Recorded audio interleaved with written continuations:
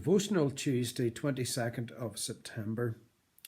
In recent months, the United States has struggled to cope with racial tensions, which remind us of the racial struggles of the past.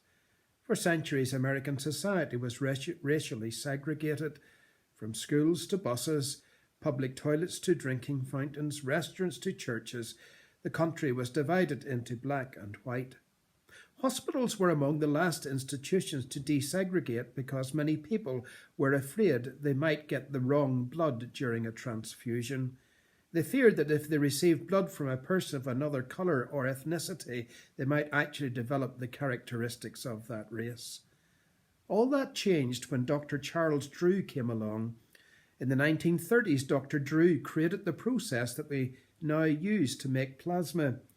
Plasma comes from blood, but it is not type-specific, which means it can be used to treat bleeding patients without the need for whole blood. Dr. Drew's discovery was so noteworthy that he was asked to head the Blood for Britain campaign during World War II. And after the war, Drew founded the American Blood Bank, which is still in operation today. Ironically, Dr. Charles Drew died in 1950 at the age of 46 because he did not receive a blood transfusion or blood plasma in time. Dr. Drew was injured in a car accident and taken to a hospital that was still segregated, a hospital that would not admit black people. And since Dr. Drew was a black man, he bled to death. Dr. Charles Drew dedicated his life to saving lives, yet he was unable to save his own. Sounds familiar? When Jesus was hanging on the cross, the leaders of the religious establishment mocked him. He saved others, they said, but he can't save himself.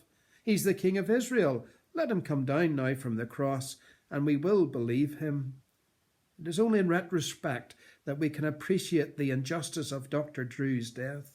Because public policy has changed, we may believe we're different from the people of 1950.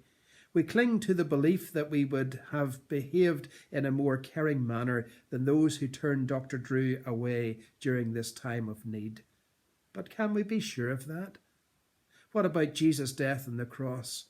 Are we any different today than those who mocked the Saviour and drove nails through his hands and feet?